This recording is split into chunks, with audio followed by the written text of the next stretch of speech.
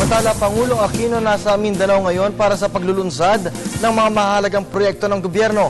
Ang detalye hatid ni Rocky Ignacio live by phone patch. Magandang hapon sa iyo, Rocky. Yes, maraming salamat. Biyahing Mindanao nga si Pangulo Aquino para sa 2 araw na paglulunsad sa mga pangunahing programa ng gobyerno. Unang yugto ng pagdalaw ng Pangulo itong General Santos City para sa ginawang briefing ng General Santos City Conferential Hall. Kasama nga sa briefing ang mga pamunuan ng DPWH, sa Pangulo, ng Secretary Romeo Momo. Kasama rin sina Luwalhati Antonino, ang tumatayong chairman ng Mindanao Development Authority. Sa kasalukuyan, si Pangulong Aquino ay nandito naman sa stadium sa isang gym sa General Santos City para sa isang pulong ng local at community leaders.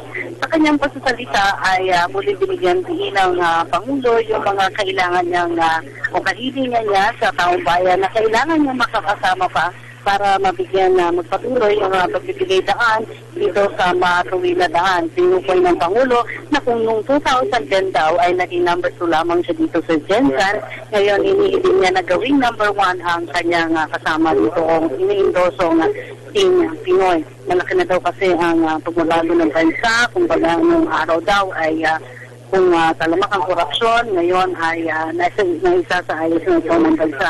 Sinabi pa rin ng Pangulo na tapos na rin yung sa taong ito, yung kakulangan ng 66,000 na backlog na kakulangan sa silid-aralan na pinupunta rin ng Pangulo yung masimot na paggamit ng pondo at nabibigyan daan ng mga mahalagang programa, particular na yung programa kontra kahirapan.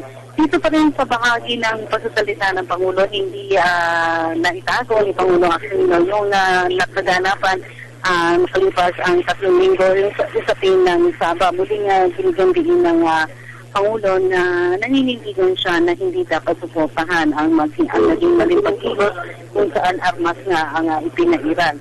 Ayon sa kanya, 3 linggo na siya nakikiusap na sana nga daw ay ang pamilya ni Ram ay matras niya upang maiwasan ang pagdanak ng March 28, 1968, kinumpirma ni Pangulo.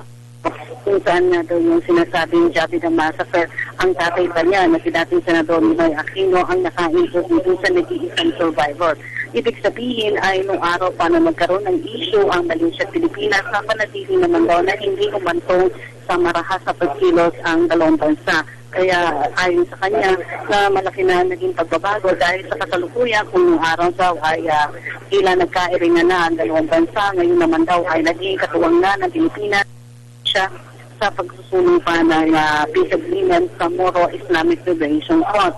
Ang sinabi pa ng Pangulo, paano naman daw susuportahan ng isang pagkilos kung saan ang isinusulong lamang ay yung isusulong lamang yung pag-angking sa saba ng isang pamilya habang nadadamay ang maraming sambayanan. Samantala, nagpapatuloy pa rin si Pangulong Aquino sa kanyang pagsasalita dito sa kanyang pulong sa local at community leaders kasama ang Team Pinoy. Mamayang hapon naman, didiretso si Pangulong Aquino sa bahagi ng Davao City.